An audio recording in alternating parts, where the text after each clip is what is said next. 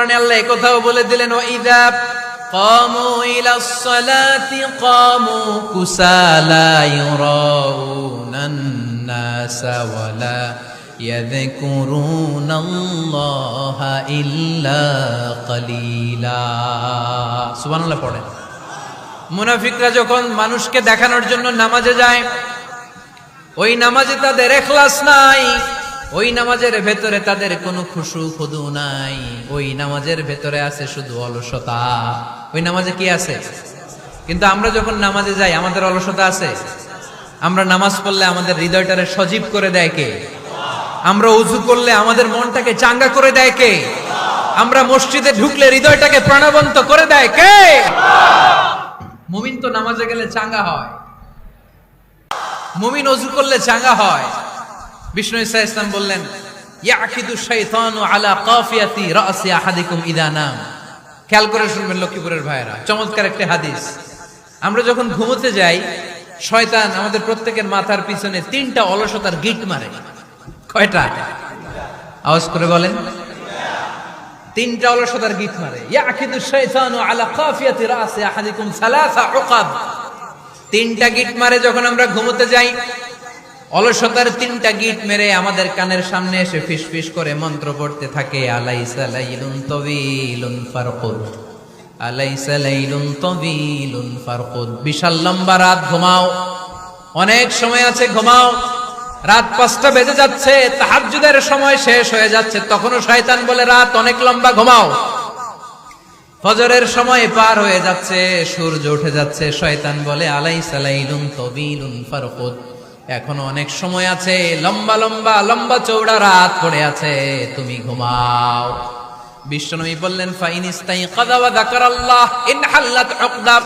আমার উম্মতের কেউ যখন ঘুম থেকে জেগে ঘুম থেকে ওঠার দোয়া পড়া শুরু করে দেয়, অলসতার প্রথম গিটটা সাথে সাথে খুলে দেয় কে? আপনি ঘুম থেকে উঠেই যখন ঘুম থেকে ওঠার দোয়া পড়বেন, আপনার অলসতার প্রথম গিট খুলে দেয় কে? ঘুম থেকে ওঠার দোয়াটা কি?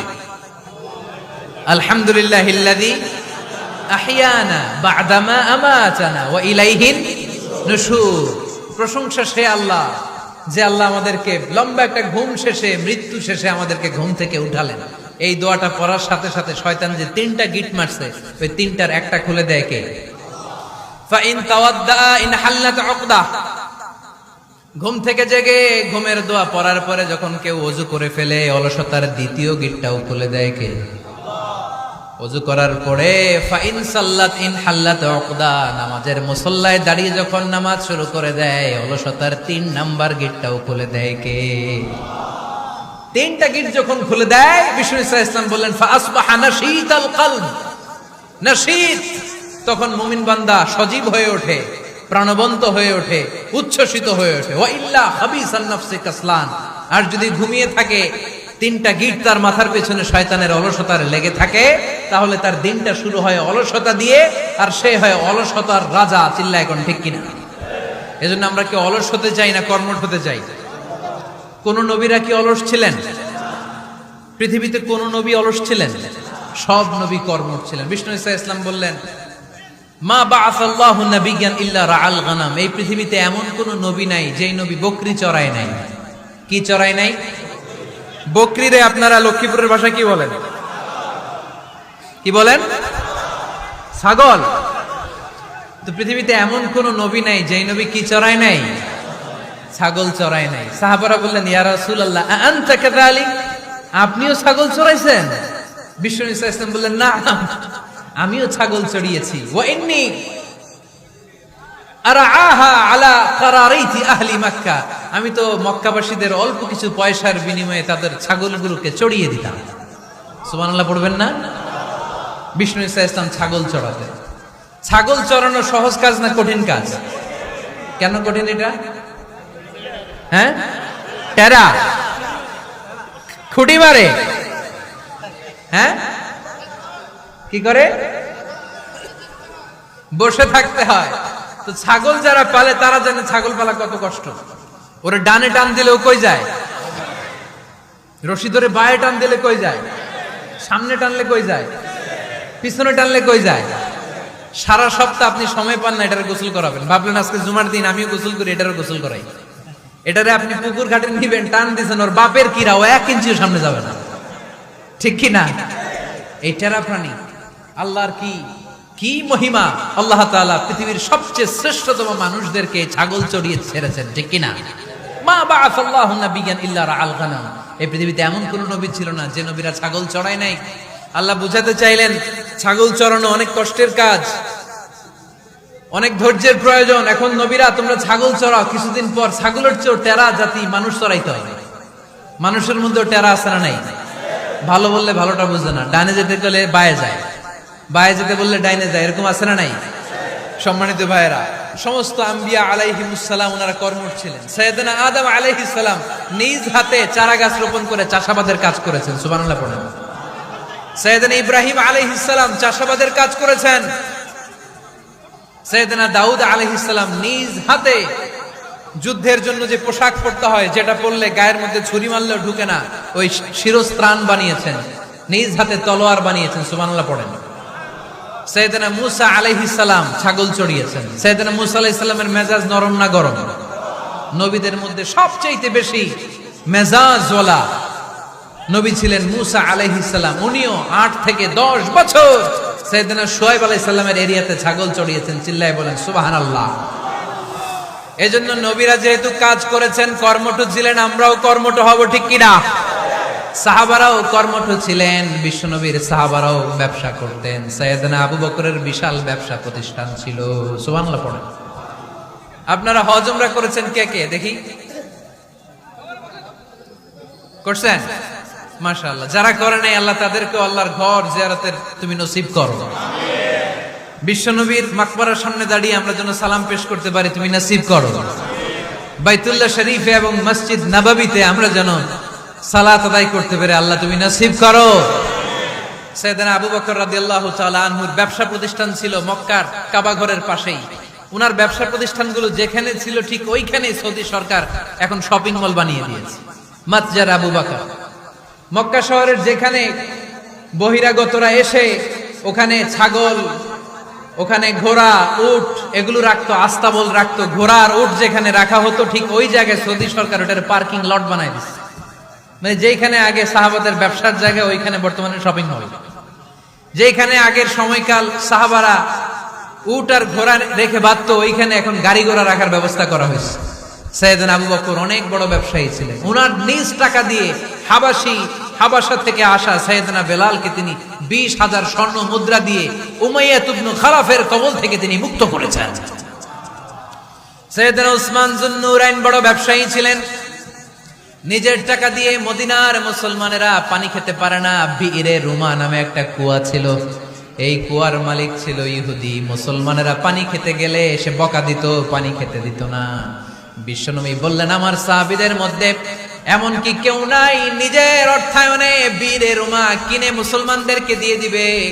সাইয়েদনা উসমান যুন্নুরাইন বলল ইয়া রাসূলুল্লাহ, আপনার খেদমতে আমি হাজির। মুহূর্তের মধ্যে সাইয়েদনা উসমান যুন্নুরাইন নিজের অর্থায়নে বীরে রুমাটা কিনে মুসলমানদের জন্য সদকা করে দিয়েছে। তো ব্যবসা না করলে, কর্মঠ না হলে, উপার্জন না হলে সদকা করা যাবে? চিল্লায় বলেন করা যাবে? সুনানে তিরমিজির বর্ণনা, বিষ্ণু ঈসা ইসলাম মক্কা থেকে যত সাহাবারা হিজরত করে মদিনায় এসেছে, মদিনাতে কোন না কোন সাহাবার সাথে বিশ্বনবী ভ্রাতৃত্বের বন্ধনে আবদ্ধ করে দিয়েছে, সুবহানাল্লাহ পড়েন। এজন্য মক্কা থেকে যারা এসেছে এদেরকে বলে মুহাজির, এদেরকে কি বলে? আর মদিনায় যারা ছিল এদেরকে বলে আনসার, এদেরকে কি বলে? আওয়াজ করে উত্তর দিবেন। মক্কা থেকে যারা এসেছে তাদের নাম, আর যারা মদিনার সাহাবী তাদের নাম আনসার। আজকে এই মাহফিলে লক্ষ্মীপুর এর বাইরে থেকে কারা কারা আসছেন দেখি?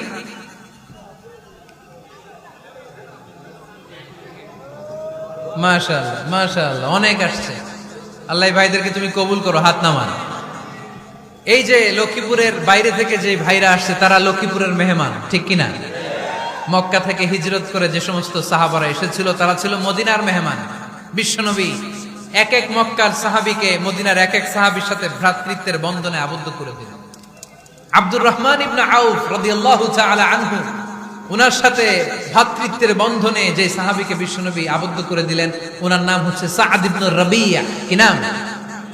মদিনার অনেক বড় ব্যবসায়ী। বিশ্বনবী বললেন, ও আব্দুর রহমান ইবনে আউফ,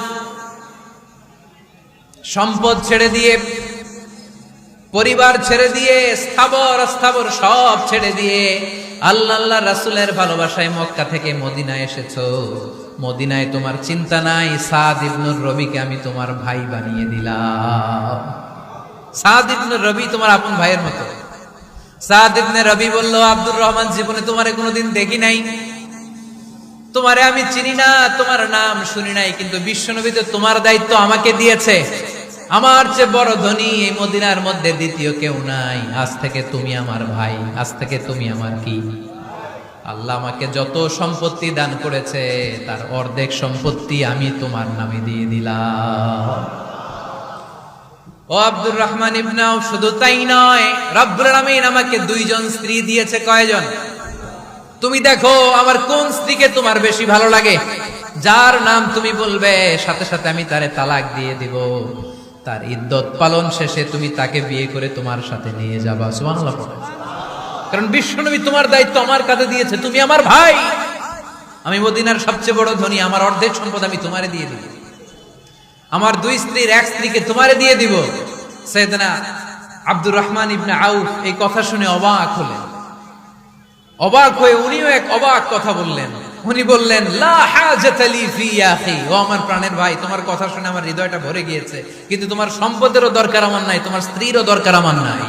বারাকাল্লাহু ফি মালিক ওয়া লি আহলিক, আল্লাহ তোমার মালেও বরকত দেখ, তোমার সম্পদেও বরকত দেখ। তুমি শুধু একটু কষ্ট করবা। কি কষ্ট?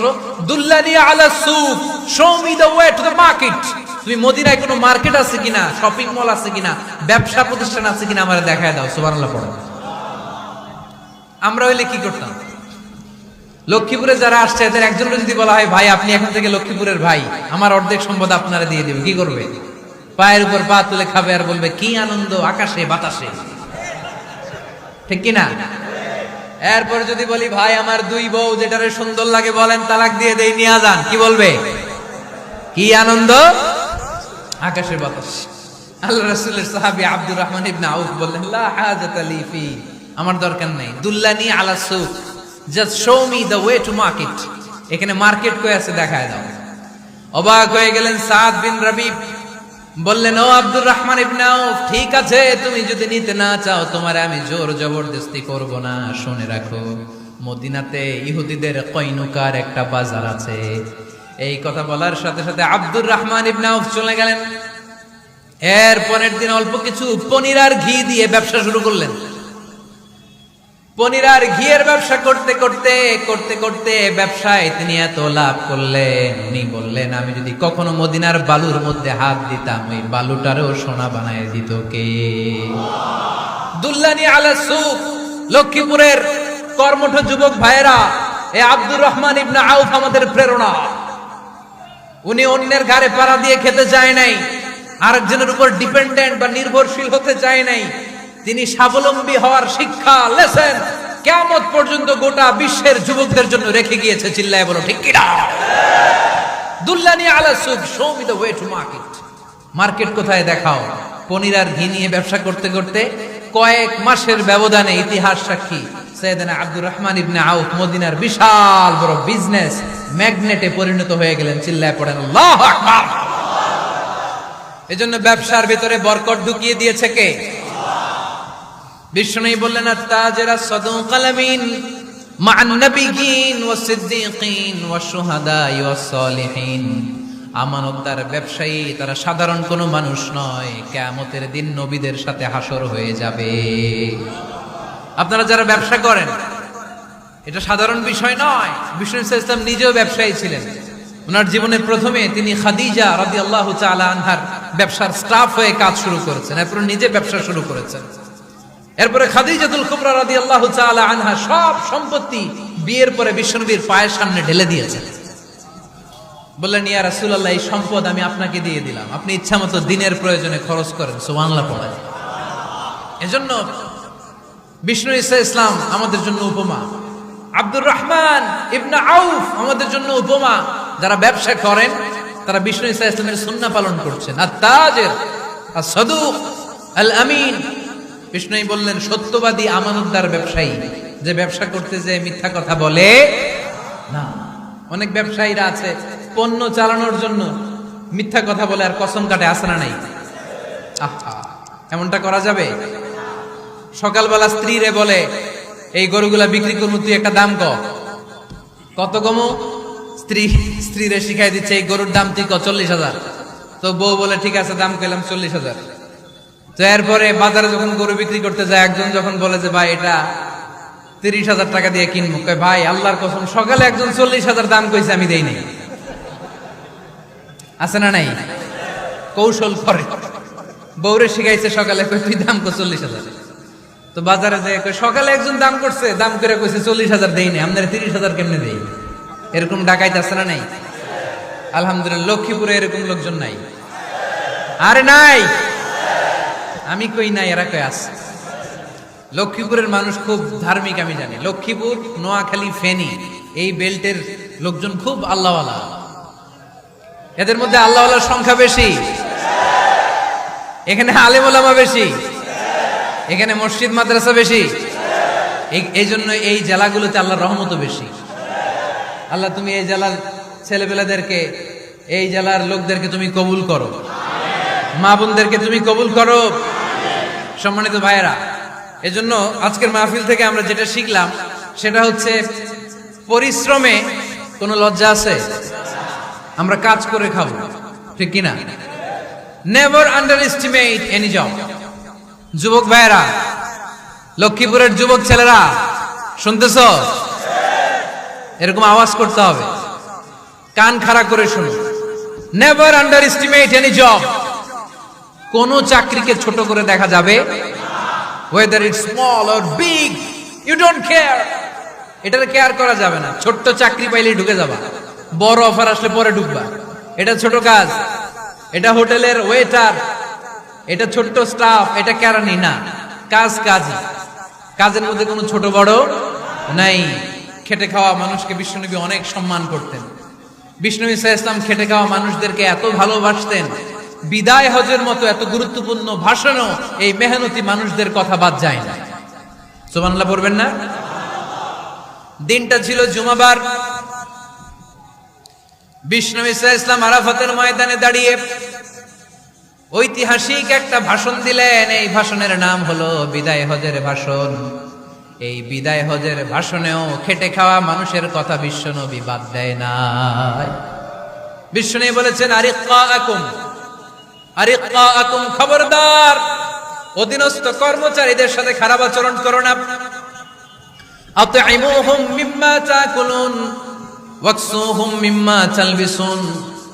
খবরদার মনে রেখো, তোমরা যা খাবে তোমাদের অধীনস্থ কর্মচারীদেরও তা খাওয়াবে, তোমরা যা পড়বে তাদেরও তা পড়াবে। বিশ্বনবী শেষ নিঃশ্বাস ত্যাগ করে যাওয়ার আগে যেই কয়েকটা কথা বলেছিলেন তার মধ্যে মেহনতি মানুষদের জন্য কথা আছে নাড়াই। বিষ্ণু ঈসা ইসলাম যখন শেষ নিঃশ্বাস ত্যাগ করবেন, তিনি বলেছিলেন আসসালাত আসসালাত, উম্মতেরা নামাজ নামাজ নামাজ ছেড়ে দিও না, নামাজ তরক করো না, নামাজ কাজা করো না। আর বলেছিলেন ওমা মালাকাত আইমানুকুম, অধীনস্থ কর্মচারীদের সাথে খবরদার খারাপ আচরণ করো না।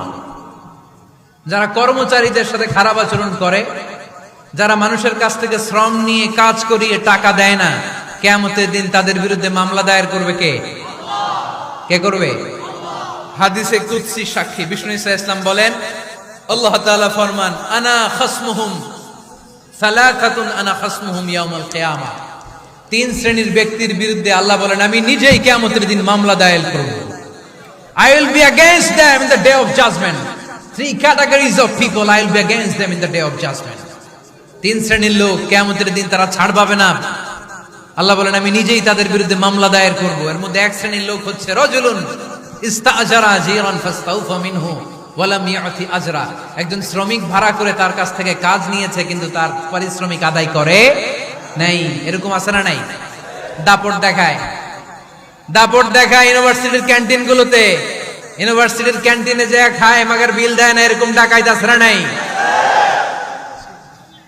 চায়ের দোকানে চা খেয়ে পরে দিমু বিল দেয় না, আছে না নাই? দোকানে যে পণ্য কিনে বিল দেয় না, পরে দিমু, আছে না নাই? কিয়ামতের দিন আল্লাহ তোর এই মাস্তানি ছুটাবে, চিল্লা এখন ঠিক কিনা? আনা খাসমুহুম, আমি নিজেই তাদের বিরুদ্ধে মামলা দায়ের করব। কথাটা কার?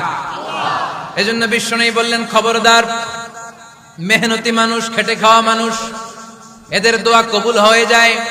আতুল আজিরা আজরাহু ক্বাবলা আন ইয়াজিফা আরাকুহু, খবরদার, বিশ্বনবী বললেন, শ্রমিকের ঘাম শুকিয়ে যাওয়ার আগে তাদের পারিশ্রমিক মিটিয়ে দাও।